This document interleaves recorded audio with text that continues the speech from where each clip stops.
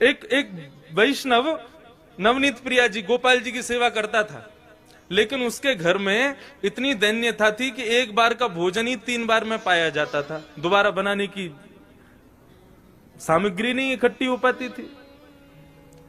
अब उसका कोई एक मित्र आया, वो पैसे वाला, उसने आकर के उससे कहा, और भाई सब ठीक? बोले हाँ सब ठीक। बोले तुम्हारा दिन सुधर गए कि नहीं? बोले अब वैसे ही है भैया, क्या करें, एक समय रोटी बनती है, उसी से शाम तक का गुजारा होता है। बोले अच्छा तुम पूजा वूजा करते हो क्या? बोले हाँ। बोले किसकी करते हो? बोले गोपाल जी, नवनीत प्रिया जी, लड्डू गोपाल, इनकी पूजा करता हूं। हंसने लगा मित्र, इनकी सेवा करते हो? अरे ये भी बेचारे जब इनको पूतना मारने आई ना, स्तनों में विष लगा के, तो ये भी नेत्र बंद करके शंकर जी से मदद मांग रहे थे कि पूतना के स्तन के विष को तुम पी जाओ।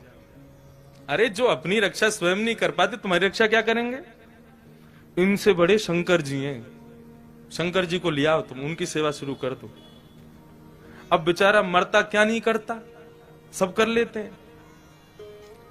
शंकर जी ले आया दूसरे दिन, और नवनीत प्रिया जी लड्डू गोपाल जी को दूर एक जगह टेबल पे बिठा दिया। बोले तुम्हारी सेवा अब हो गई, तुमने तो कुछ किया नहीं, अब इनकी करेंगे हम।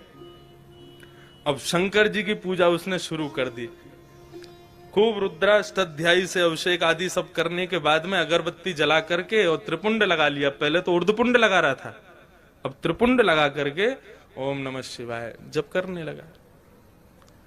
अब जैसे ही आंख खोल के देखा तो जो उसने अगरबत्ती जलाई थी उसका धुआं उड़ करके गोपाल जी के पास जा रहा था। अब वो धुआं है, वो तो कहीं भी जा सकता है। अब जैसे ही गोपाल जी के चारों तरफ उसने धुआं देखा तो ठाकुर जी के पास जाके क्या बोलता है, इतने वर्षों से सेवा कर रहा था, तब तो मेरी नहीं सुनी, आज दूसरे किसी को ले आया तो चिढ़ के मारे उसकी अगरबत्ती भी खुद ही सूंघ रहे हो। और ठाकुर जी को बोला तुमको यहां बैठने ही नहीं दूंगा, अलमारी में बंद करूंगा। जैसे ही ठाकुर जी को इस भाव से उठाया, ठाकुर जी प्रकट हो गए वहां पर, चरणों में गिर पड़ा। बोले महाराज आपने आज तक मुझे दर्शन नहीं दिए, शंकर जी के आती दर्शन कैसे हो गए? बोले देख ये भेद बुद्धि मत रख, मुझ में शंकर जी में कोई भेद नहीं है, और शंकर जी आए इसलिए दर्शन दिए ऐसा भी नहीं है। तो बोले क्यों किए, फिर क्यों दिए दर्शन आज आपने? बोले कल तक तुझे ये नहीं लगता था कि मेरी नांग सूंघती भी है, कल तक तुझे ये नहीं लगता था कि मुझे भी जलन हो सकती है, लेकिन आज तेरे भीतर ये भाव आया कि मैं चैतन्य हूं, ये अगरबत्ती मैं भी सूंघ रहा हूं, मुझ में भी एक जलनशीलता आई है, मतलब मैं साधारण मूर्ति नहीं, मैं चैतन्य हूं। जब तेरे हृदय में ये भाव आया तो मैं पीछे क्यों हटूं, मैं भी प्रकट हो गया, मैं भी क्यों मूर्ति तक रहूं? जब तू ही मुझे इतना ऊपर पहुंचा चुका है तो मैं भी प्रकट हो गया। तो ठाकुर जी का दूसरा स्वरूप भागवत कहती है चैतन्य,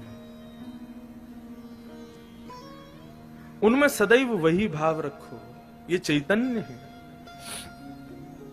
एक बार को मंदिर में विराज रहे ठाकुर में हमारी चैतन्यता का भाव रहता है कि नहीं ये ठाकुर जी हैं, इनके सामने बेल्ट नहीं पहननी, इनके सामने जींस नहीं पहननी, इनके सामने ऐसे नहीं जाना। लेकिन अपने घर के ठाकुर के सामने भी हम लोगों के अंदर चैतन्यता का भाव तो रहता नहीं। 2 दिन के लिए उदयपुर में महाराज किसी का ब्याह हो रहा है हमारे परिवार में, और 2 दिन के लिए जाना है पूरे घर को। 80-80 हजार रुपए के सबने कपड़े बनवाए हैं अपने, सब लोग जाएंगे, ठाकुर जी के आगे मिश्री रख जाएंगे। बोले हम तो जा रहे हैं उदयपुर, वहीं ब्याह में रहेंगे, थोड़ा आनंद करेंगे, आप मिश्री का भोग लगाओ।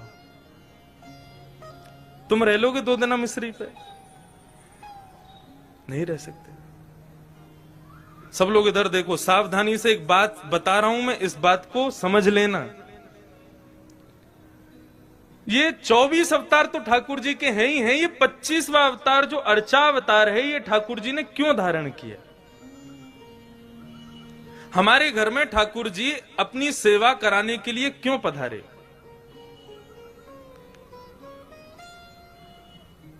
इसके पीछे एक बहुत सुंदर भाव है, सावधानी से सुनिएगा। पूज्य गुरुदेव भी बैठे, उनसे भी निवेदन, दास के मन में ठाकुर जी की सेवा करते हुए एक भाव आया, तो मेरी इच्छा हुई कि मैं उस भाव को कहूं कि ठाकुर जी सबके यहां सेवा कराने के लिए हर घर में क्यों विराज रहे हैं। आप पूरे नाथ द्वारा को देख लो, हर घर में ठाकुर जी का चित्रपट ही सही विराज रहा होगा। वृंदावन तो प्रसिद्ध है, घर घर तुलसी ठाकुर सेवा, दर्शन गोविंद जी को, अलीरी मोहे लागे वृंदावन नीको। क्यों विराज रहे हैं ठाकुर जी हम सबके घर में? देखो, हम लोग जब वैकुंठ जाएंगे तो है ही, कोई रोक तो रहा नहीं हमको। एक ना एक दिन सबको जाना है वहां पर। तो यदा कदा हमारे द्वारा किए गए कृत्य के कारण यदि हमें कभी वैकुंठ के अलावा भी लोगों का दर्शन करना पड़ गया, मानो जैसे नरक का दर्शन हो गया या स्वर्ग का दर्शन करना पड़ गया, और उस पश्चात वहां पर बताया गया तुमने ये अपराध किया था इसलिए तुमको ये करना पड़ा, तो हम ठाकुर जी से शिकायत करने लग जाएंगे। प्रभु आपकी इतनी अर्चना करते हैं, इतनी सेवा करते हैं, इतनी पूजा करते हैं, इतना आपका नाम गुणगान करते हैं, उसके बाद भी हमारे जीवन में दुख, उसके बाद भी हमारे जीवन में कष्ट, उसके बाद भी हमारे जीवन में कभी सुख की अनुभूति नहीं, और उसके बाद भी जब हम संसार छोड़ के आए तो नरक का दर्शन। शिकायतें दुनिया भर की हम ठाकुर जी से करने लग जाएंगे। आपने ये नहीं किया, ये नहीं किया, ये नहीं किया, हम ठाकुर जी से शिकायतें करेंगे।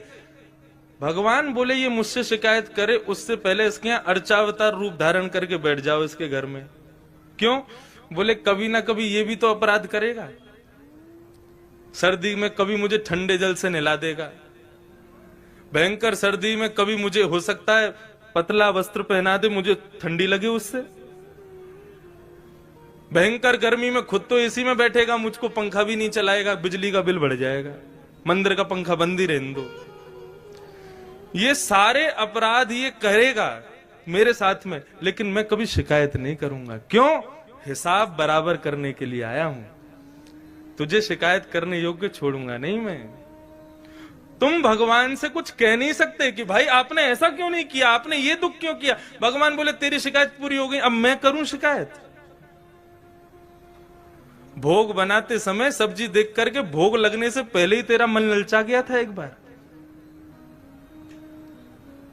भयंकर सर्दी में एक बार मुझे कहीं लेके जा रहे थे, बद्रीनाथ गए थे, मुझे इतना पतला वस्त्र पहनाया, मुझे सर्दी लगी, मैंने कभी शिकायत की तुमसे? तो मनुष्य की जितनी भी शिकायतें हैं उनका हिसाब बराबर हो जाए, उसके लिए ठाकुर जी अर्चावतार लेके आए कि आप ठाकुर जी से कुछ कह ना सको। यदि आपने कहा तो फिर ठाकुर जी कहेंगे। कितना भी प्रयास कर लेना, कितनी भी कोशिश कर लेना, अर्चावतार में एक ना एक अपराध तो हम करते ही हैं, लेकिन ठाकुर जी कभी कुछ नहीं कहते। तो वही चैतन्य है।